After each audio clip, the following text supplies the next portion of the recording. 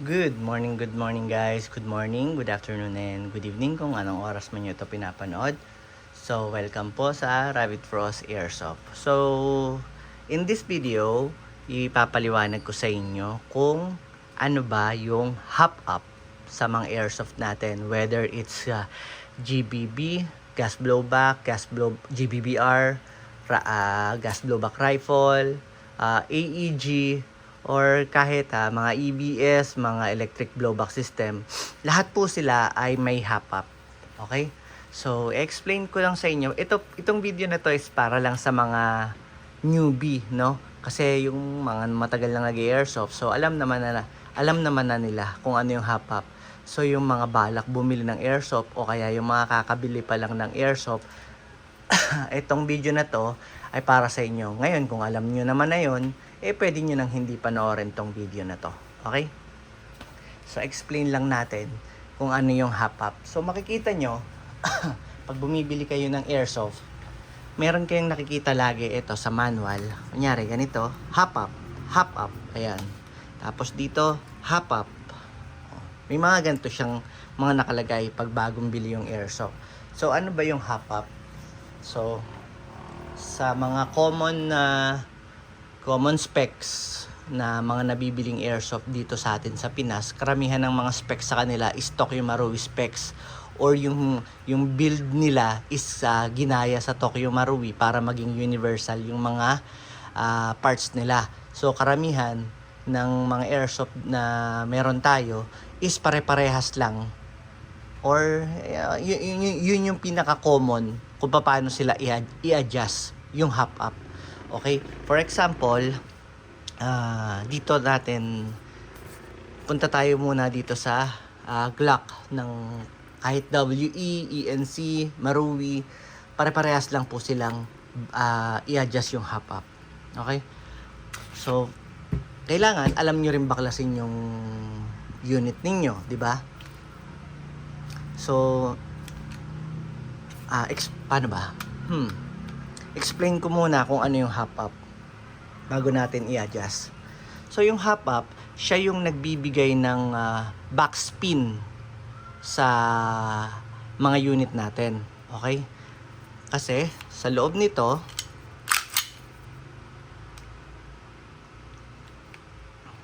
kalasin muna natin. Sa loob nito, ito hindi nyo na to kailangan gawin. I-explain ko lang. Dito ang first dito ang adjustan ng mga hop-up. Ito, yung gear na yan. Sa kahit saang unit basta Tokyo Marui specs sa 1911, 2011, Hi-Kappa, same lang sila. Nandito po yung hop-up nila. Nasa hop-up chamber. Okay? Kakalas muna natin. Ito hindi, kaya pag mag-adjust ng hop-up, ito lang po ang gagalawin. Itong ginagawa ko is i-explain ko lang sa inyo kung paano yung hop-up. Okay?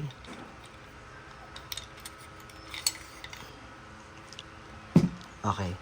So, ito, hindi na tatanggal. So, yung hop-up, ganito siya. So, ito yung hop-up. Hop-up rubber. Ayun. Sa loob ng, ito kasi ay inner barrel itong, ayaw kasi matanggal nitong tangan to eh. Ayun. So, ito yung hop-up system nyo. So, meron siyang inner barrel. Ito. Hop-up chamber. At saka sa loob niyan, may hop-up backing or hop-up rubber. Pag kinasan nyo yung unit, pag kumasa kayo, itong loading nozzle na to, aabante siya. Ito, yung parang plastic na yan, aabante siya, babak siyang ganon, aabante siya,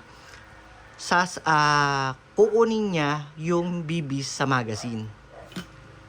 So, ito, parang ganyan. Kukunin niya, ito, papasok siya dito. Itutulak niya yung yung BBs papasok dito sa hop-up rubber. So, mapupunta dito. Pag kinasa nyo, mapupunta siya dyan. Yan. So, ayun. Nandun yung BBs nasa ang ingay ng aso. Kaninang hindi nagbablog. Walang tumatahol ang hangin. So, mapupunta dyan yung BBs sa hop-up rubber. Okay? Ngayon, yung hop-up,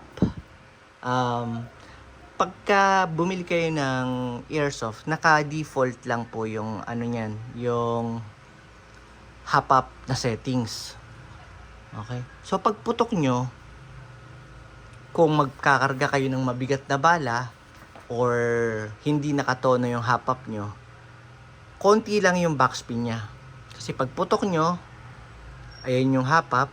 Pag putok nyo, gumagano kasi yung nagba-backspin siya. Yung BBs. Okay? So, pag putok nyo, mapapansin nyo kung hindi nakatono yung hop-up nyo. Pag putok nyo, kung hindi nakatono yung hop-up nyo, di magba-backspin siya, pwedeng hindi pa tumatama sa target nyo, pag ano na siya. Nahuhulog na siyang pag ganon. So, ibig sabihin, mababa yung hop-up nyo. Pag naman mataas ang hop-up nyo, sisikipan nyo to. Itong gear na yan.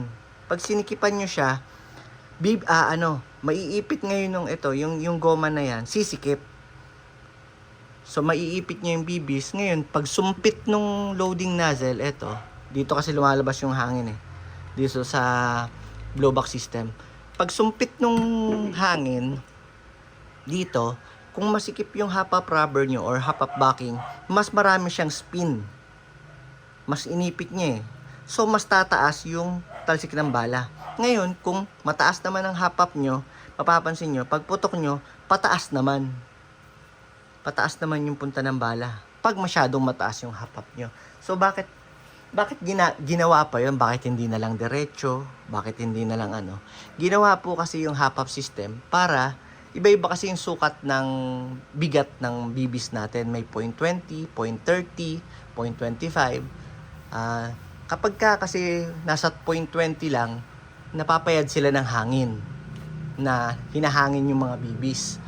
Tapos pagka 0.30, 0.40, masyado naman silang mabigat. Although pagka kasi ang disadvantage ng magana BBs, na hinahangin nga sila. Pag naman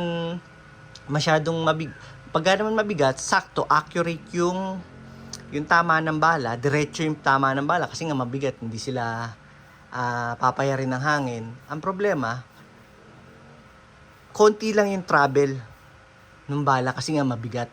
So, kailangan yung i-adjust kung gaano kabigat yung BBs nyo. I-adjust nyo yung hop-up nyo. Depende sa bigat ng BBs nyo. Okay? So, ayun yung explanation bakit sila may hop-up. So, pagka nakaganyan siya. Pag binukas nyo yung inyong unit, laging nasa hop-up chamber yung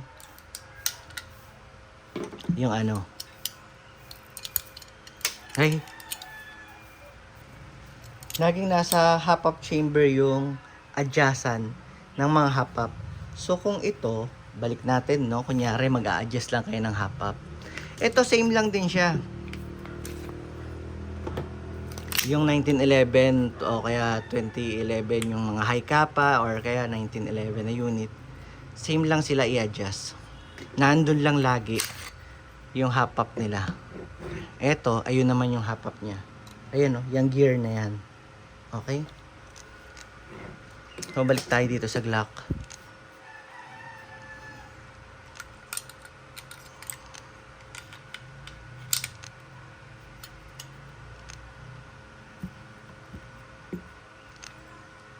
Ba't ko ba kasi tinanggal pa yung barrel? Mahaba tuloy yung video. Okay, so kunyari mag-a-adjust kayo ng hop-up, whether sa high cap or sa Glock.